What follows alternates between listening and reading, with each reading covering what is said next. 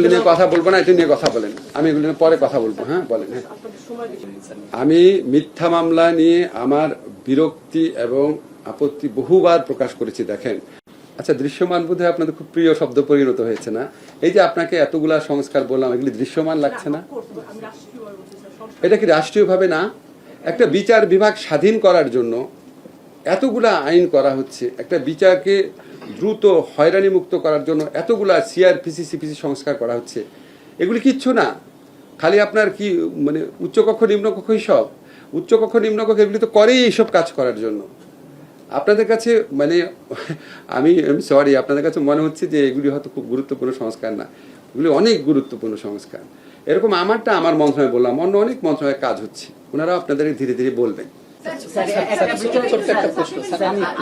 আজকে মানে যে অর্জনগুলোর বা যে সংস্কারগুলোর কথা বললেন, আমি দুইটা বিষয়ে প্রশ্ন করতে চাই। একটা হলো যে এইগুলো পরবর্তীতে টিকবে কিনা, যেমন আপনারা অনেকগুলো অর্ডিন্যান্স জারি করেছেন, বিশেষ করে এখন বিভিন্ন মাধ্যমে, যেমন বিবিসি বাংলা একটা রিপোর্ট করেছে যে 5 আগস্টে পুলিশ হত্যা ফৌজদারি অপরাধ।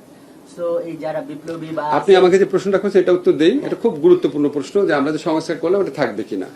দেখেন, আমার কনফিডেন্স আছে থাকবে, কারণ কি আপনার যারা ক্ষমতায় আসতে পারে তারা সবাই তো সংস্কার আলোচনার মধ্যে ইনভলভ আছে, এবং ওনারা জানে যে এই অনেকগুলো সংস্কার যে আমরা করছি এটা বিচার বিভাগীয় সংস্কার কমিশন, বিভিন্ন সংস্কার কমিশন প্রস্তাব ক্রমে করছে, ওই সংস্কার কমিশনের আলাপে ওনারা অংশ নিয়েছিলেন।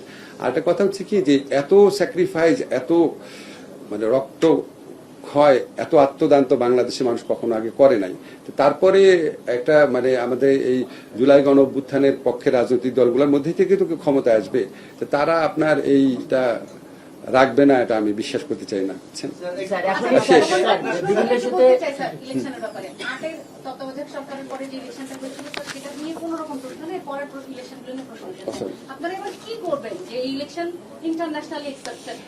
আটের ইলেকশন নিয়ে প্রশ্ন নাই, এটার সাথে আমি দ্বিমত পোষণ করি।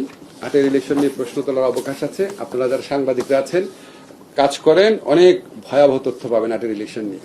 যাই হোক, আমাদের যা যা করার আছে, ধরেন আমরা তো ইলেকশন কার্যক্রম তো ইলেকশন কমিশন দেখবে। আমি শুধু আমাদের সরকারের নিয়তের কথা আপনাকে বলতে পারি, আমাদের নিয়ত আছে বাংলাদেশের ইতিহাসে বেস্ট ইলেকশন দেওয়া, এটা স্যার আমাদেরকে সবসময় বলে। স্যার, একটি প্রশ্ন আপনারা, সেটা হলো আপনি এবং প্রধান বিচারপতি একটি বিশেষ উদ্দেশ্য নিয়ে দক্ষিণ আফ্রিকা ঘুরে এসেছিল রিকনসিলিয়েশন, সেটার পরিস্থিতিতে কোন পর্যায়ে আছে? আরেকটি প্রশ্ন, বিচার বিভাগের জন্য পৃথক সচিবালয় করার একটি উদ্যোগ, সেটা কোন পর্যায়ে আছে?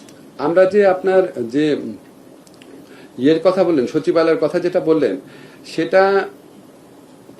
সেটা অর্জন করার ধাপ হিসাবেই কিন্তু ওই যে বললাম না যে বিচার বিভাগীয় কর্মকর্তাদেরকে পদ সৃজন প্রধান বিচারপতি করবেন, তারপর ওনাদের পদায়নের সুনির্দিষ্ট বিধিমালা, এটা ওই স্টেপটা অর্জনের জন্য, এটা রাতারাতি করা যায় না, এটা স্টেপ ওয়াইজ করা যাচ্ছে। ইনশাল্লাহ আমাদের আমলে এটা করা হবে। আর একটা প্রশ্ন, এটা প্রধান বিচারপতি ডিল করেন। হ্যাঁ স্যার, একটা ছোট্ট প্রশ্ন স্যার, ওই যে হামলা এবং গণহত্যার পরে স্যার 1 বছরের মাথায় এসে স্যার এখনো এই মামলাগুলি হচ্ছে স্যার, বিভিন্ন থানায় 300-400 আসামি করে, কোন স্বজন না কিন্তু কেউ একজন করছে স্যার, এই মিথ্যা মামলাগুলি স্যার। আমি মিথ্যা মামলা নিয়ে আমার বিরক্তি এবং আপত্তি বহুবার প্রকাশ করেছি। দেখেন, বারবার আপনাদের বলি, আমাদের সরকারের আমলে সবচেয়ে দুর্ভাগ্যজনক যে 2টা ঘটনা ঘটেছে, একটা হচ্ছে মিথ্যা মামলা আর মিথ্যা মামলা এবং মামলা হয়তো কারেক্ট কিন্তু মিথ্যাভাবে লোকজনকে ফাঁসানো, মানে হয়রানিমূলক মিথ্যা মামলা একটা, আর একটা হচ্ছে মব জাস্টিস বা মব সন্ত্রাস আমি বলবো। এই 2টা আমাদেরকে খুবই পীড়িত করে, আমাদের মতো চেষ্টা করি। আর মিথ্যা মামলা ঠেকানোর জন্য বা এই মামলাতে অভিযুক্তদের রিলিফ দেওয়ার জন্য আমরা ফৌজদারি কার্যবিধির সংশোধন করে এই আইন করেছি যে পুলিশ চূড়ান্ত রিপোর্টের জন্য অপেক্ষা না করে একটা মানে প্রিলিমিনারি প্রতিবেদন তৈরি করে, এটা পুলিশ সুপার নির্দেশনা যে প্রিলিমিনারি প্রতিবেদন তৈরি করে আদালতে দিবে। আদালত যদি দেখে এখানে ধরেন 400 লোকের বিরুদ্ধে মামলা করা হয়েছে, মাত্র 10-12 জনের বিরুদ্ধে এটা বিশ্বাসযোগ্য সাক্ষ্য আছে, বাকিদের বিরুদ্ধে নাই, তাদেরকে তাহলে আদালত তখনই ডিসচার্জ করে দিতে পারে।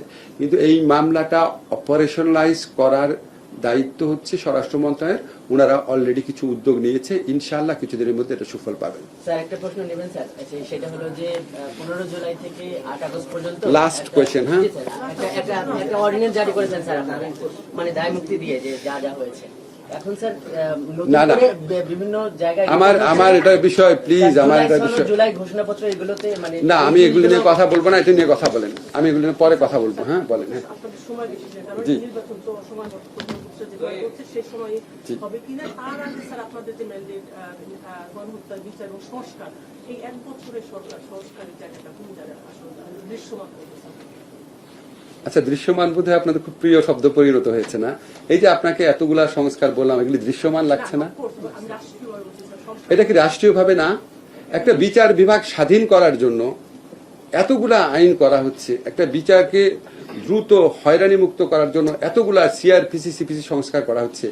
এগুলি কিচ্ছু না, খালি আপনার কি মানে উচ্চকক্ষ নিম্নকক্ষই সব। উচ্চকক্ষ নিম্নকক্ষ এগুলি তো করেই এইসব কাজ করার জন্য। আপনাদের কাছে মানে আমি সরি, আপনাদের কাছে মনে হচ্ছে যে এগুলি হয়তো খুব গুরুত্বপূর্ণ সংস্কার না, এগুলি অনেক গুরুত্বপূর্ণ সংস্কার। এরকম আমারটা আমার মন্ত্রণালয়ে বললাম, অন্য অনেক মন্ত্রণালয়ে কাজ হচ্ছে, ওনারাও আপনাদের ধীরে ধীরে বলবেন।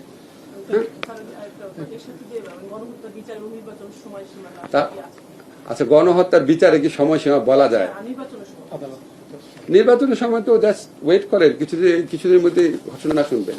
ঠিক আছে।